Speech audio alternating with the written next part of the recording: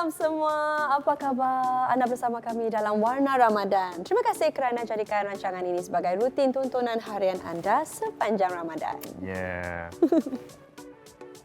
Fiza, dah 15 hari ya kita berpuasa ya.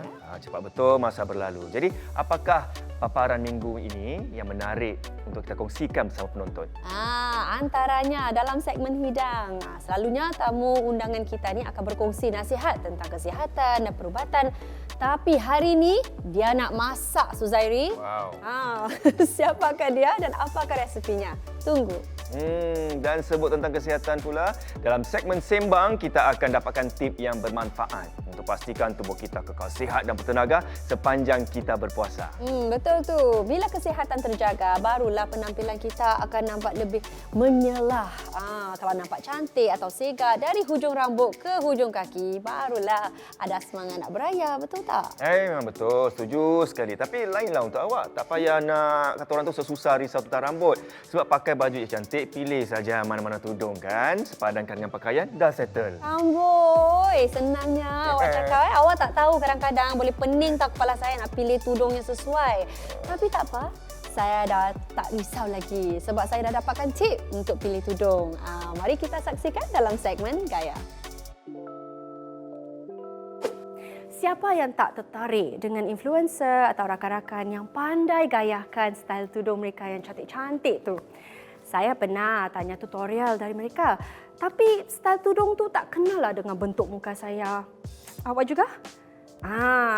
Jadi bagaimana kita nak pilih style tudung yang tepat, yang dapat melengkapkan busana kita dan juga menyerlahkan lagi gaya kita? Hari ini kita akan dapatkan tip-tip dari seorang pengusaha tudung yang ada banyak idea bagaimana kita boleh mempelbagaikan tudung kita. Ni dia Nur Faj. Jadi Faj, saya nak tanya, bagaimana kita nak tentukan style tudung tu kena dengan bentuk muka kita?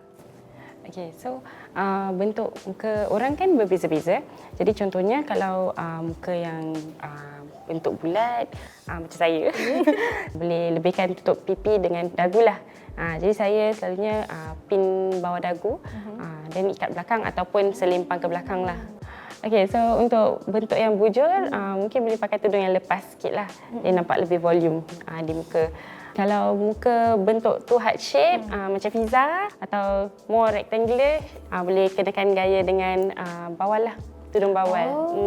Jadi pada mereka yang ingin tampil moden dan bergaya, apakah antara style tudung yang trending sekarang ni? So contohnya gaya style tudung dua ni sangat versatile, boleh dipakaikan untuk beraya, boleh dikenakan dengan baju kurung ataupun abaya juga. Cuba ya, betul. Kalau nak yang lebih modest, boleh lepaskan style macam gini ataupun ada yang boleh just selimpang ke belakang lah. Tapi apakah kain yang paling sesuai untuk gaya ni? Silk satin macam gini ataupun chiffon. Jadi dia macam nampak lagi flowy and then senang nak ikat. Nampak lebih elegan gitulah. Jadi bagaimana pula dengan gaya ini? Okay, so gaya ni untuk bentuk muka yang lebih bujur sikit, kan? kecil. Jadi sebab tu dia ada the flow lah. Style yang ini juga boleh lebihkan, kalau nak modest boleh lebihkan coverage ke depan. Boleh jugalah. Akan nampak the flow. Tentang penggunaan anak tudung pula bagaimana? Apakah fabrik yang paling sesuai untuk cuaca kita yang bahang ni? I think dia depends on dia punya jenis kain lah. Yang tipis sesuai untuk cuaca sekarang lah. Yang tutup leher mungkin lebih panas sikit. Betul. Cakap pasal cuaca ni, adakah fabrik atau warna tudung memainkan peranan supaya kita lebih selesa memakainya sepanjang hari? Betul. Fabric seperti chiffon, voile lebih airy.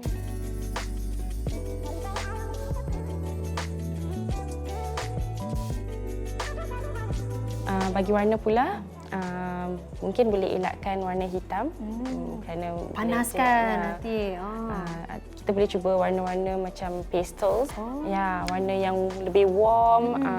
So nowadays memang orang suka macam kenakan gaya macam color neutrals. So macam orang pakai cream, then they will wear like different tones and shades lah. Jadi bagi untuk saya kan, saya suka color block, warna yang pink gini. Ataupun yalah Mira gini. I suka colour block. Kalau hijau kadang-kadang pakai dengan maroon. Fak ada tak tips untuk kita pastikan tudung kita terletak cantik sepanjang hari? Satunya adalah pakai tudung yang tak licin. Yang tak licin ataupun kalau nak lebih secure boleh pin ke kiri kanan dengan atas.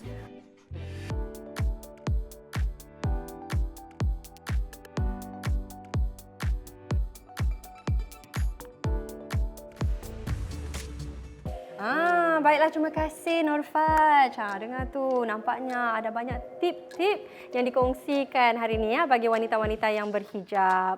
Tak kisahlah apa style pun, yang penting harus selesa supaya kita dapat tampilkan yakin dan bergaya.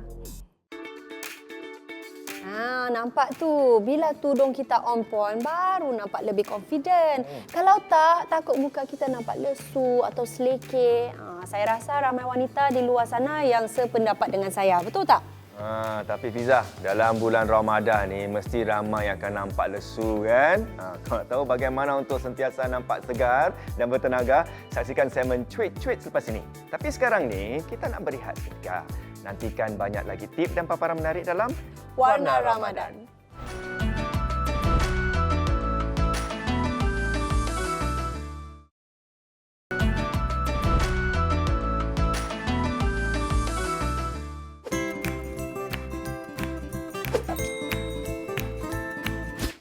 Nak jaga badan dah tu. Kakak nak rasa kenyang lebih lama dengan ada banyak tenaga. Sebab tu kakak makan makanan yang sihat, yang berkhasiat, yang seimbang. Bukan macam tu. Sudahlah. Tak makan tu je. Mana boleh kenyang? Of course lah. Yang selalu lemau bila berpuasa pun bukan kakak, tapi adik. Adik, apa kata kita jadikan ini rutin baru kita? 1 jam sebelum kita buka puasa, kita exercise sama-sama. Mari.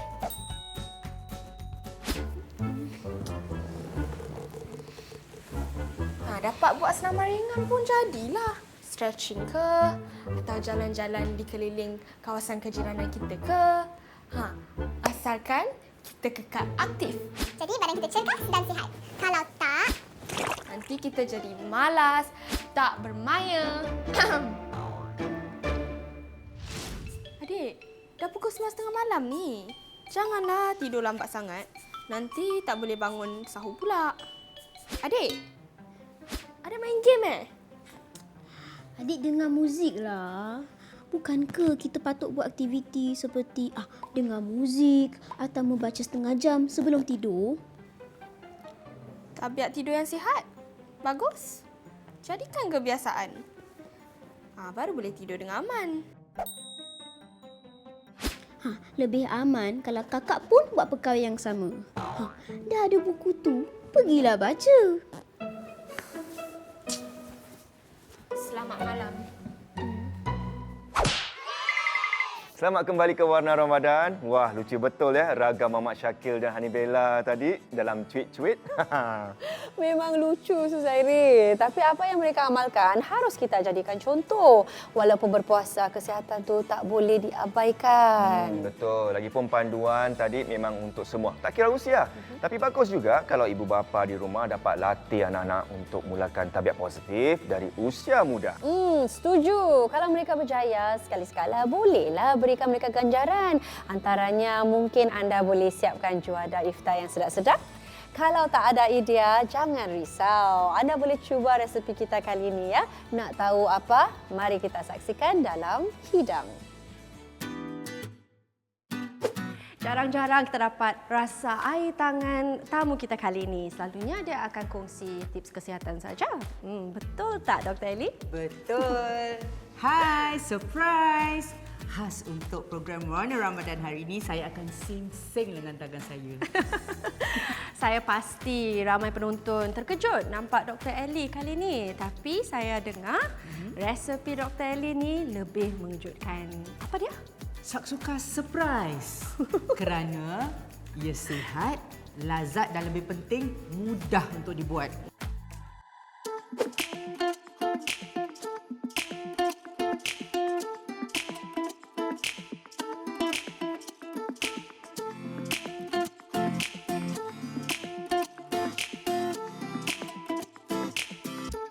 bahan-bahannya senang. Yang senang dapat di Prasa Sebeneka. Okey, satu ialah 1 biji bawang besar. Yang bawang besar ni kita nak potong. Potong dari sini. Mana dia punya pisau? Ni dia. Oh, di sini. Okey, alright. Potong ni. Potong dia kecil-kecil. Potong tiris-tiris. dadu lah. Potong dadu paling senang Bawang putih 2-3 boleh? Okey. Potong lada benggala. Kita teruskan dengan tomato. Tomato tu bahan yang penting lah. Berapa biji tomato yang Kalau perlukan? tomato saya lihat kepada saiznya, saya suka kalau boleh 1 mangkuk. Yang ini pun sama juga potong dadu. Jadi kalau kita gunakan tomato yang dalam tin, ada perubahan dari segi rasa? Okey, saya berasa kalau kita lihat apa-apa pun dalam tin kan, pasti ada bahan untuk mengawetnya. Jadi lebih masin. Yes, lebih masin dan juga kerana mungkin tak boleh jadilah. Yalah, betul-betul. Kalau beli yang chop tomato dalam tin tu kan, kurangkan dia punya garam. Boleh buangkan air dia lah. Jadi just pakai tomatonya saja. Okey, Dr. Ellie. Seterusnya apa? Okey, seterusnya kita mulakan masak. Okey, alright. Kita boleh gunakan minyak zaitun. Tetapi ingat pasal kerana kalau minyak zaitun kita nak pakai yang bukan extra virgin. Kerana kalau kita pakai extra virgin tu kita tak boleh pakai pada suhu yang tinggi. Kena smoking point dia very low. Okey, jadi kita masukkan bawang, bawang putih dan juga lada benggala yang telah dipotong dadu. Jadi kita taruh Selalunya tomato kalau ni. syasuka ni dimakan pada waktu berbuka atau pada waktu sahur? Pada saya suka kalau makan ni pada waktu berbuka lah. Kerana panas-panas. Ya, betul, Panas-panas. Habis lepas tu ada telur iaitu bahan protein, ada daging cincang dan juga banyak bahan serat. Sekarang kita taruhkan puri, jadi 2 sudu besar. Okey, jadi nak lembut sikit kita masukkan daging cincang. Daging cincang, ya. 200 gram, tapi ni macam 300 ada 300 ya. Okey. Jadi terpulanglah kepada anda. Kalau 200 gram tu mungkin untuk 3-4 orang je lah. Kalau ada yang lebih Untuk lebih orang lah. Lebih orang lah Selain dari hidangan ini, apakah sajian lain yang Dr. Ellie siapkan bila bulan puasa? Kalau saya suka benda-benda yang macam sop-sop. Jadi selalunya kalau kita nak kenyang, kerana yang penting bila puasa kita nak pastikan kita kenyang satu hari kan. Jadi kita gunakan bahan protein. Kerana bahan protein mengenyangkan dan juga yang banyak serat lah. Kan? Sekarang masukkan rempah-rempahnya. Serbuk jintan. Ni paprika. Serbuk cayenne. Oh, yang akhir serbuk cili. Cili orang Asia. Jadi kalau kita nak, ada orang mesti secukup rasa taruh lada sulah dan juga garam. Akhir sekali kita untuk nak taruh telur dia kan.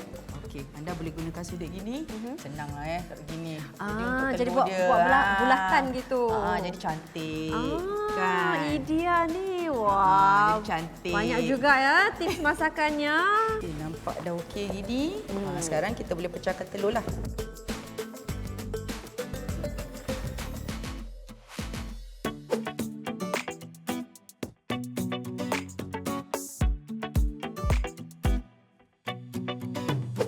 Nampaknya terbukti kemahiran Dr. Ellie. Selain dari beri tips kesihatan, sekarang dah boleh tanya tips masakan juga ya. Yang simple-simple boleh lah. Yang penting mesti lazat dan sihat. Terima kasih Dr. Ellie kongsi resepi ni dengan kita semua ya. Sama-sama Fiza. Kalau dahulu Fiza suka saja ni, sekarang Ramadan ni Fiza tahu macam mana nak buatnya. Awak juga jangan lupa cuba ya. Wah, nampak sedap kan? Apa lagi? Esok atau lusa bolehlah cuba buat sendiri. Baiklah penonton, selepas ini kita nak kongsi banyak lagi tip untuk menjaga kesihatan dalam segmen Sembang. Jadi jangan ke mana-mana, teruskan bersama kami dalam Warna Ramadan.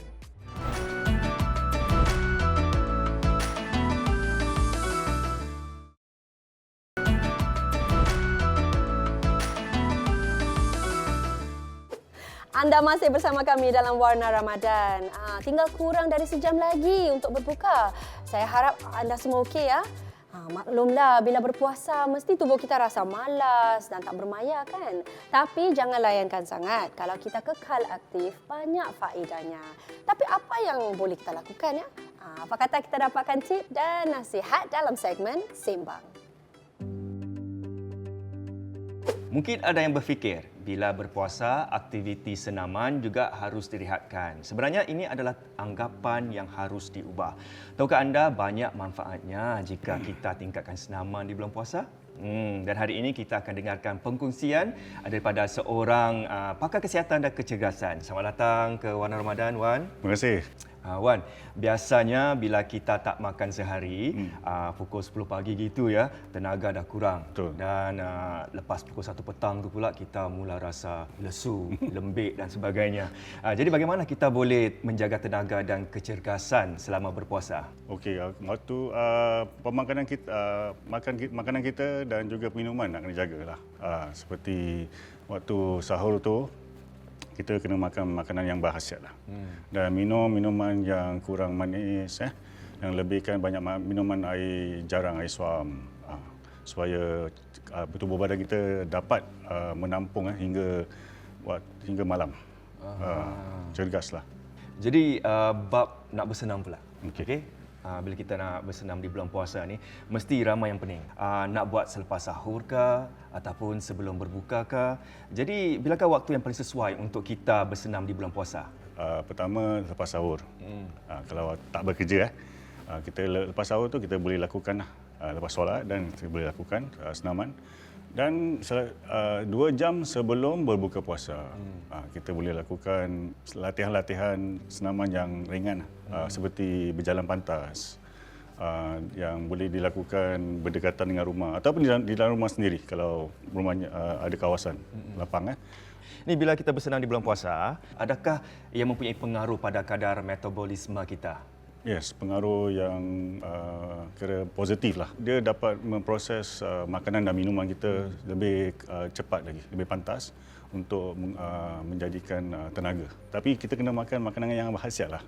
Dan minuman pun minuman yang kata-katakan jangan yang lebih gula lah. Jadi cakap pasal makan makanan ni kan, kalau tak jaga makan minum pun tak guna. Betul. Wan, apakah saranan anda bagi mereka yang memiliki kondisi kesihatan tertentu namun tetap ingin sekali aktif di bulan Ramadan? Pertama kali dengan nasihat doktor mereka masing-masing, dan juga lakukan senaman yang boleh kata orang tu ikut kemampuan diri beliau lah. Jangan terlalu berat, jangan terlalu ringan. Dan Wan, bagi golongan pekerja pula, ada tak sebarang tip yang anda boleh kongsikan sekiranya mereka mula rasa lesu dan ngantuk di tempat kerja? Okey. Ikut pekerjaan mereka masing-masing. Macam kalau yang kerja di office, gunakan waktu rehat tu untuk tidur sejenak. Ada yang pekerja yang di luar pejabat, seperti driver ke apa kan, dan mereka sudah banyak mengeluarkan tenaga. So bila ada waktu yang rehat, yes, you have to take a power nap. Amalkan renggangan badan, stretching. Kalau ada masa lah, ada waktu. Adakah senaman dapat membantu mengurangkan stres dan meningkatkan kesejahteraan mental kita? Memang dapat meningkatkan endorfin dalam tubuh badan kita, mengeluarkan endorfin. Kecuali kita selalu think fikiran yang positif, kurangkan emosi stres. Dan satu lagi, adakah perlu kita mulakan rutin awal supaya tubuh kita dalam keadaan bersedia pada bulan puasa? Kita kena lakukan sebelum bulan puasa, seminggu ataupun 2 minggu sebelum. Kita kurangkan pemakanan kita kurangkan. Latihan kecergasan badan, tubuh badan kita ni kita lebihkan. Sebab kita ingin berterawih waktu bulan puasa. So banyak kegunaan sendi-sendi otot badan kita semua. Kita nak kena latih diri sebelum bulan puasa. Penonton, pastinya kan senaman bukan hanya dapat meningkatkan kecergasan, malah melancarkan amalan kita pada bulan puasa. Sebab tu kita nampak Wan ni sihat aja ya. Okey penonton, jangan jadikan puasa ini sebagai satu alasan untuk tidak bergiat aktif. Kata orang tu, nak 1000 daya, tak nak 1000 dalih. Selamat mencuba. Maknanya inilah masa yang sesuai untuk kita buat senaman ringan sambil menunggu waktu berbuka. Betul tak? Memang betul. Tapi tunggulah selepas rancangan kita selesai, ya. Dah nak habis pun. Yang penting kan, hari ini Warna Ramadan sangat padat dengan pelbagai tip kesihatan. Dan esok pula bagaimana, Fiza? Antara yang menarik, pada sesiapa yang perlukan tip untuk hias rumah anda dengan kapet atau permaidani baru, nantikan dalam Gaya. Ya, ada sesiapa yang berminat dengan muffin? Bagaimana rasanya jika kita gabungkan pisang dengan kurma? Nantikan resepinya dalam Hidang. Dalam segmen Sembang pula, kita akan dapatkan nasihat tentang self-control dan tip-tip untuk kawal diri dan emosi dalam bulan Ramadan ini. Selain itu, kita juga akan intai perkembangan segmen Cabar untuk minggu ini. Jadi jangan lupa untuk temui kami esok 6 petang di Suria dan Mi Watch dalam Warna Warna Ramadan. Ramadan.